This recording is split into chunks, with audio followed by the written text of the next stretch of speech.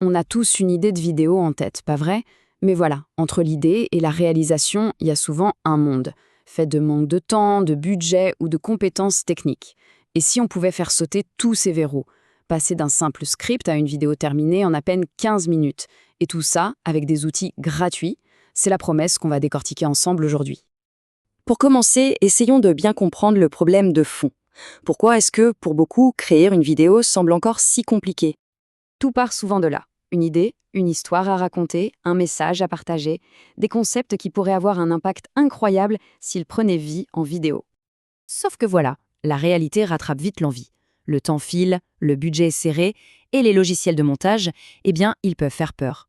Ces obstacles sont bien réels et en découragent plus d'un. C'est là que ça devient intéressant.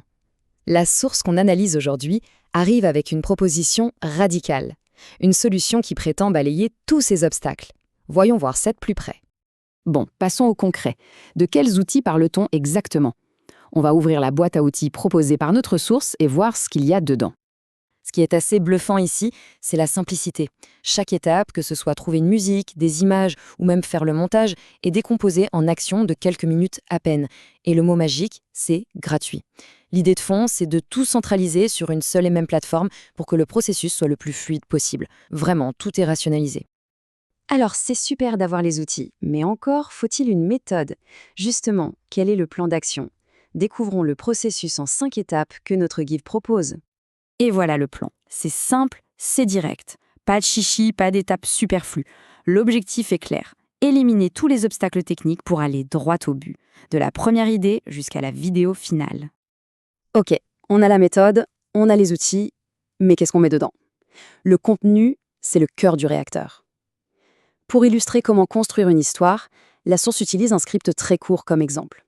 On va l'analyser ensemble, ligne par ligne.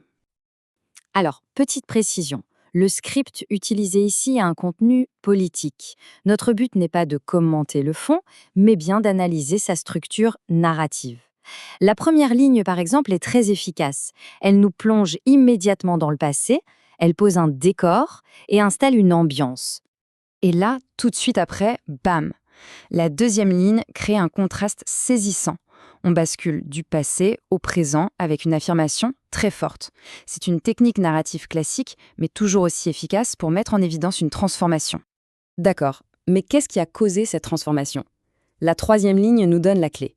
Elle introduit un concept, ici un concept politique, comme étant le moteur du changement. C'est le point de bascule de toute l'histoire. Une idée abstraite, ça ne suffit pas. Pour convaincre, il faut du concret. Et c'est exactement ce que fait la quatrième ligne. Elle apporte des preuves, des exemples tangibles de ce développement. Ça rend le message tout de suite beaucoup plus percutant. Après avoir analysé le passé et le présent, le récit se tourne logiquement vers l'avenir. La cinquième ligne met en avant la jeunesse, ce qui est une façon très courante d'insuffler un sentiment d'espoir et de continuité à l'histoire. Et pour finir, la touche finale.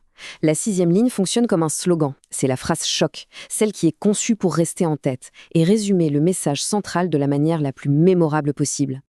Bien, on a vu les outils, le processus et même la structure d'un mini-récit.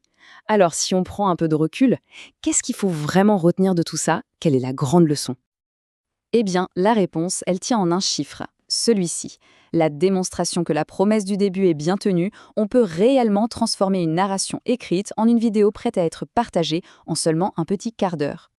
Au fond, la principale leçon, c'est que la création de contenu s'est démocratisée comme jamais auparavant. Les outils modernes, gratuits et intuitifs, permettent à n'importe qui de prendre la parole et de donner de l'écho à son message. La barrière à l'entrée a pratiquement disparu. Et ça nous laisse avec une question assez vertigineuse. Si n'importe quelle histoire peut devenir une vidéo aussi rapidement, alors quelle sera la prochaine à émerger? Et surtout, qui va la raconter? La question reste ouverte.